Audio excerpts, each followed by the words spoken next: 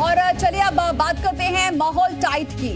आपको याद होगा कि कांवड़ यात्रा के वक्त मुजफ्फरनगर में दुकानों और ठेलों पर नेम प्लेट का मुद्दा गूंजा था। अब चारधाम यात्रा से पहले हरिद्वार में एक बार फिर ऐसा ही मामला गरमा गया है, लेकिन यहाँ कहानी थोड़ी अलग है। दरअसल दिल्ली हरिद्वार हाईवे पर किनारे स्थित ढाबों पर हिंदू देवी देवता के झंडे लगे हैं और ढाबों का नाम भी हिंदुओं के नाम पर रखा गया है, लेकिन इन ढाबों के जो संचालक हैं वो मुस्लिम हैं। इस धोखेबाजी को रोकने के लिए सीएम धामी ने जांच कर कार्रवाई के आदेश दिए हैं।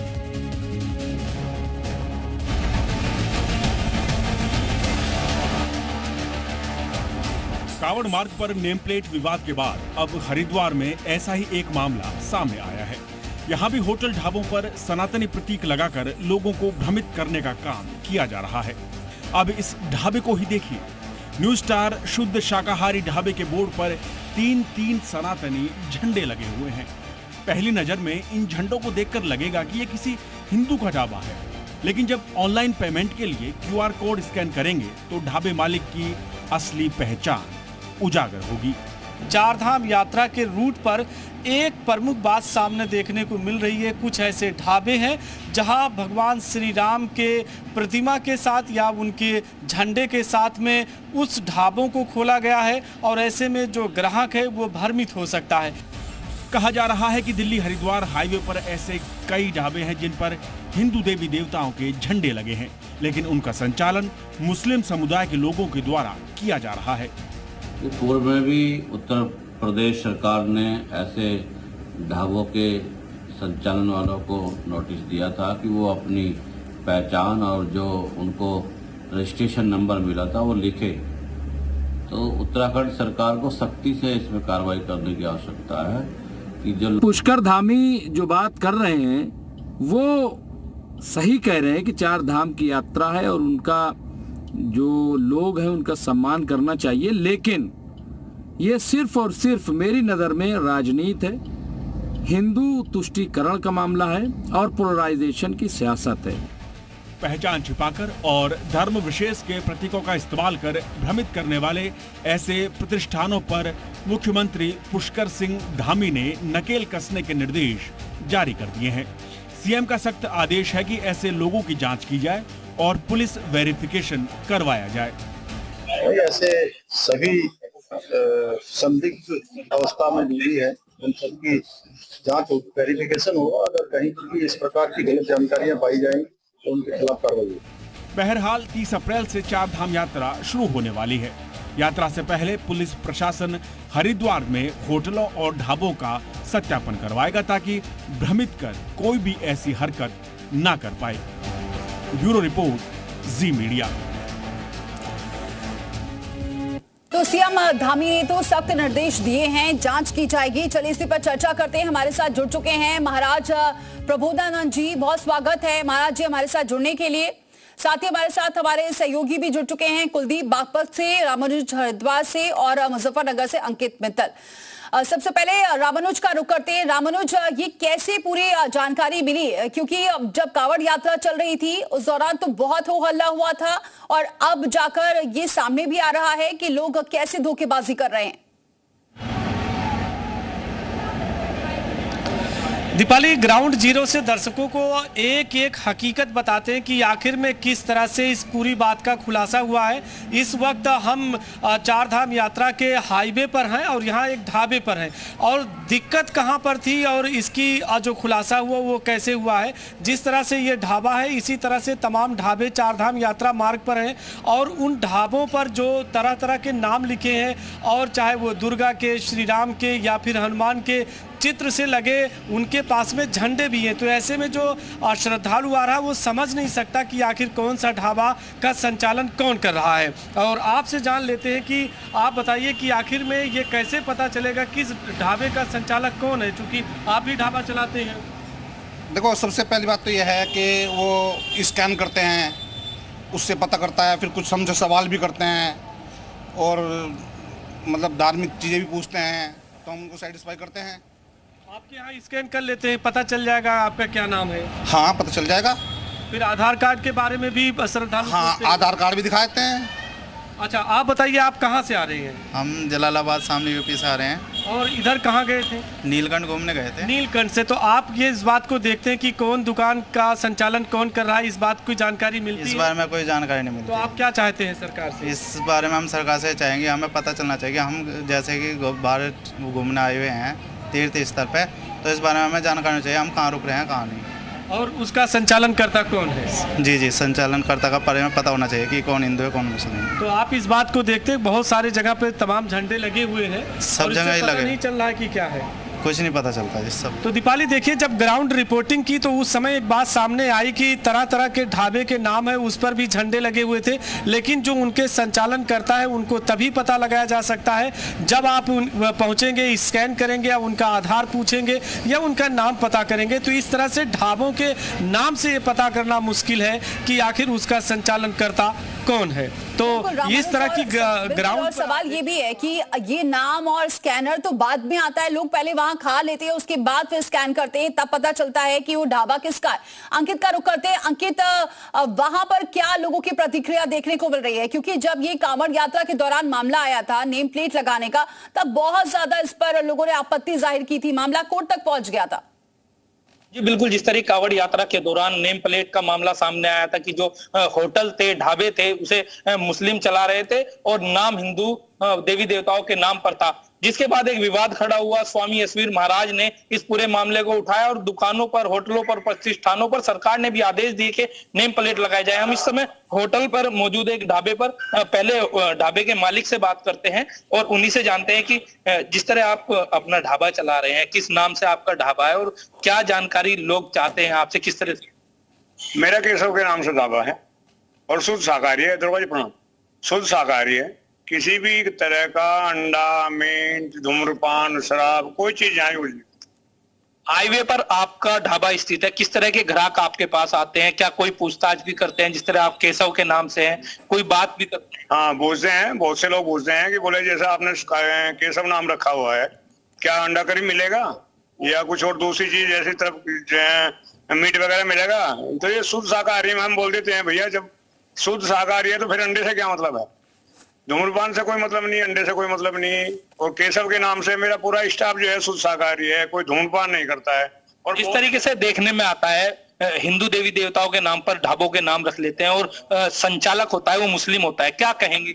नहीं, ये बहुत गलत बात है, ये ऐसा नहीं होना चाहिए। नाम में क्या नाम बदलने से क्या लाभ मिलने वाला है? हमारे साथ कुछ ठीक है, अंकित लौटते हैं आपके पास। कुलदीप का सारा रुख करते हैं। कुलदीप, आपके पास आसपास लोग हैं, वो क्या सोचते हैं, क्या होना चाहिए जिससे कि लोग अगर किसी ढाबे में जा रहे हैं तो उन्हें असलियत पता लगे? क्योंकि बाहर दुकान देखकर तो पता ही नहीं चल पा रहा है कि किसकी दुकान है, ये किसका ढाबा है ये। बिल्कुल दीपाली, देखें, बता दूं कि मैं दिल्ली यमुनोत्री हाईवे पे हूं और बागपत के बड़ौत कस्बे में हूं। आप देख सकते हैं कि ये यहाँ पर दिल्ली सहारनपुर हाईवे है, यहाँ पर ये ढाबे हैं, दुर्गा ढाबा, शिवम ढाबा और सरस्वती ढाबा। ये तमाम ढाबे जो हिंदू देवी देवताओं के नाम पे यहाँ पर खोले गए हैं और यहाँ पर जो संचालक हैं उनसे भी हम बात करने की कोशिश करेंगे किस तरीके से, क्योंकि नाम छुपा करके ढाबे चलाए जा रहे हैं। जिस तरीके से हरिद्वार में एक मामला सामने आया है, तो इस तरीके से क्योंकि चार धाम यात्रा शुरू होने वाली है, श्रद्धालु यहाँ से भी गुजरेंगे, तो किसी के साथ कोई गलत न हो, नाम छुपा करके ढाबा चलाया जा रहा हो और कोई गलत चीज परोस दी न जाए, उसको लेकर के हम बात करेंगे। संचालक भी हैं हमारे साथ। क्या नाम है जी आपका? मेरा नाम राजेंद्र पांचाल है सर। आप ये ढाबा चलाते हैं चाचा के नाम? शिवम चाचा के नाम से ढाबा चलाता हूँ जी। तो जैसे कि पहचान छुपा करके पता लगा कि मुस्लिम है, तो क्या ऐसे करते हैं ऑनलाइन, तो उसमें नाम दूसरा आता है, तो लिखा हिंदू देवता के नाम पे, नहीं के मामले सामने है, तो आपके यहाँ किस तरीके से? पहचान छुपाने नहीं चाहिए सर, बताना चाहिए। पहचान छुपाना तो गलत है। तो आप जो है चला रहे हैं शुद्ध वैष्णो ढाबा इस तरीके से? हाँ, तो आपके यहाँ क्या किस तरह के स्टाफ कहता है? हमारे स्टाफ सब सारे वही रहते हैं, साधारण लोग रहते हैं, सब हिंदू रहते हैं, जिसका जो नाम है वो बताता है। हमारा नाम जो है मैंने आपको बता दिया है। तो जिस तरीके से लोग धोखा करते हैं ढाबा चला कर? नहीं सर, गलत है, किसी को ऐसे मिसगाइड करना, झूठ बोलना गलत है। सीएम योगी ने भी आदेश दिए थे पहले। जी बिल्कुल, योगी साहब का आदेश मालूम है। तो हमारे साथ यहाँ पर स्थानीय लोग भी हैं, इनसे हम जानेंगे कि ये क्या कहते हैं, क्योंकि जिस तरीके से ढाबे चल रहे हैं इनको लेकर के हमारे साथ कुछ लोग हैं। क्या कहेंगे जी आप? हम तो चाहते हैं अपनी पहचान छिपानी नहीं चाहिए, हमेशा से निष्पक्ष होकर अपना काम करें, अपनी पहचान ना छिपावे। हाँ, जैसे पहले भी योगी के आदेश थे। नहीं, योगी जी ने तो अच्छा काम कर रहे प्रदेश में, पहचान कभी छिपानी नहीं चाहिए। हाँ, और आप क्या दानिश भी कहेंगे हमारा कहना है अपनी पहचान नहीं छिपानी चाहिए। ये होटलों पे नहीं, ये बाकी और दुकानों पे, ठेलियों पे ऐसा करते हैं।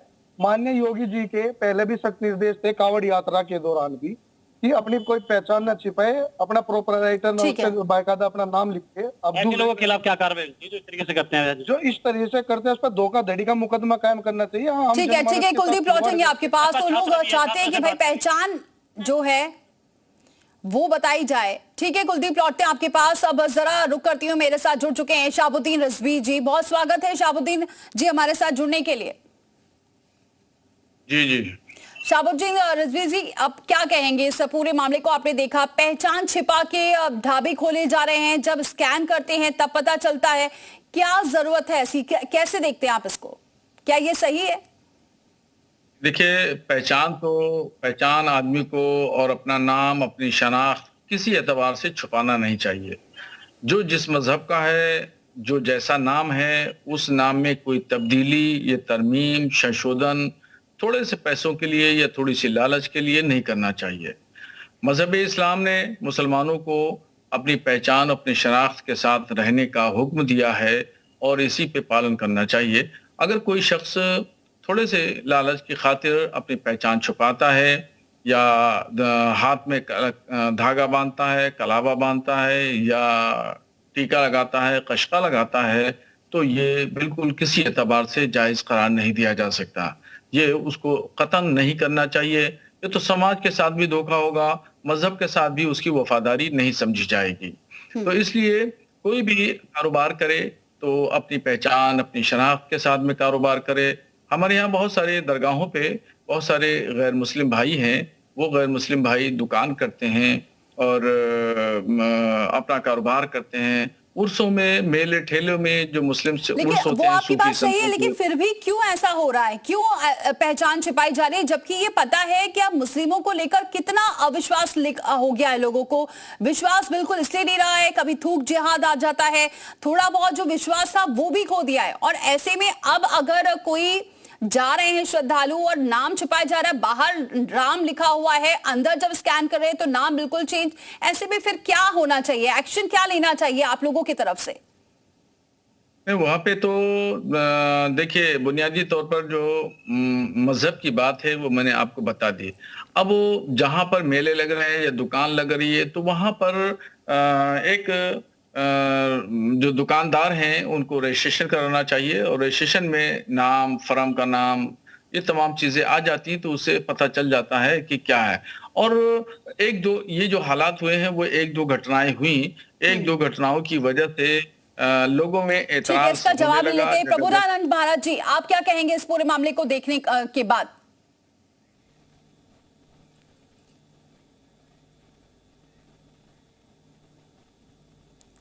हेलो, हाँ बोलिए।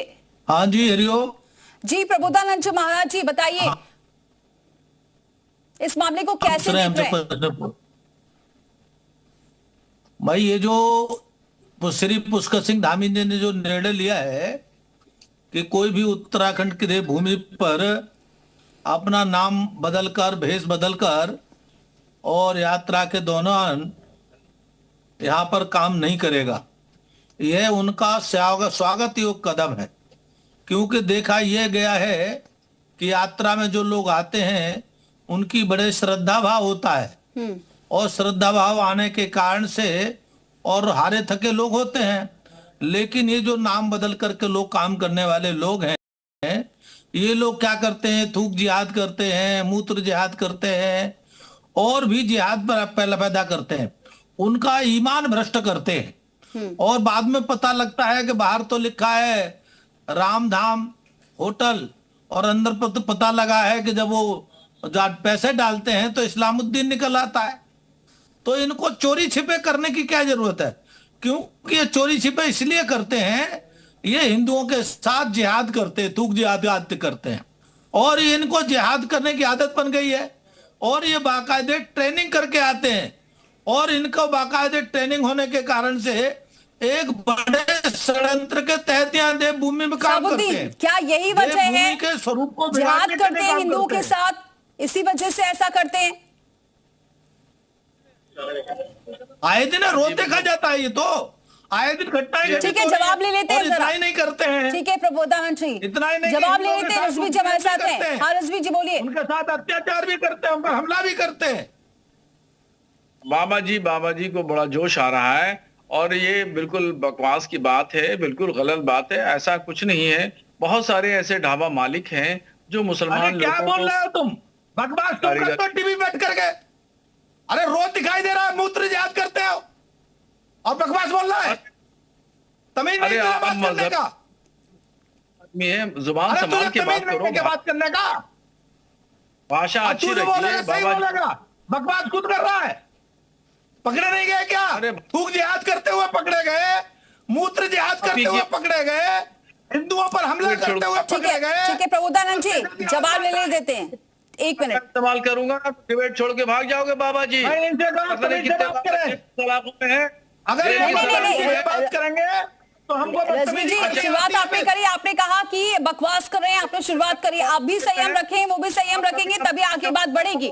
हाँ बोलिए आप। ये वाला है बनाइए बैठ करके। बहुत सारे काले कारनामों की वजह से जेल में हैं।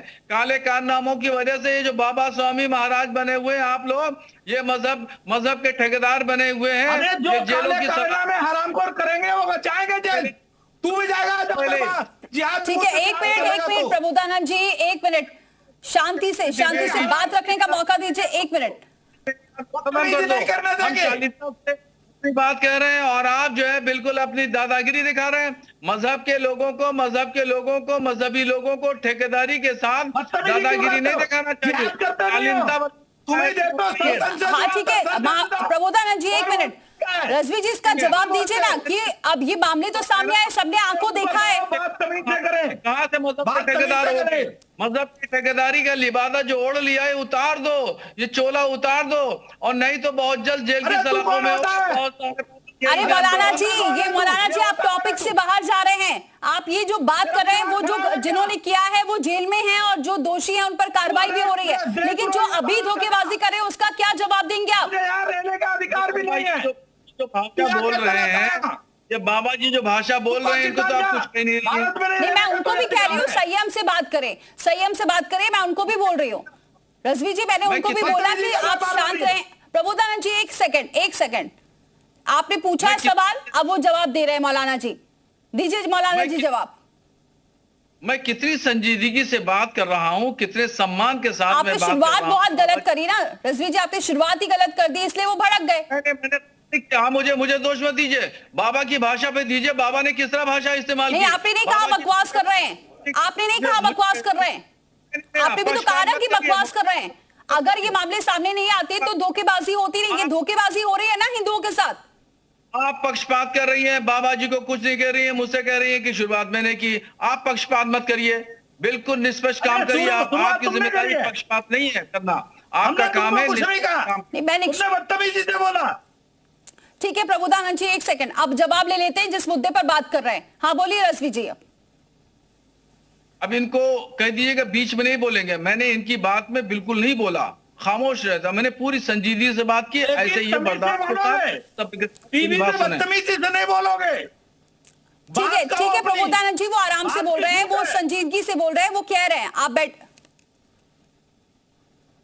देखिए जो आपका सवाल है, देखिए 1-2 जो घटनाएं हुई हैं, उन घटनाओं की वजह से इस तरह का एक लोगों ने दिलो दिमाग बना लिया और इस तरह की बातें आने लगी। मगर होता क्या है, बहुत सारे ऐसे ढाबे हैं जिसमें कारीगरों की जरूरत होती है और मालिक हिंदू होता है और कारीगर मुसलमान 2-4 रख लिए जाते हैं। 2-4 हिंदू होते हैं, 2-4 मुस्लिम होते हैं।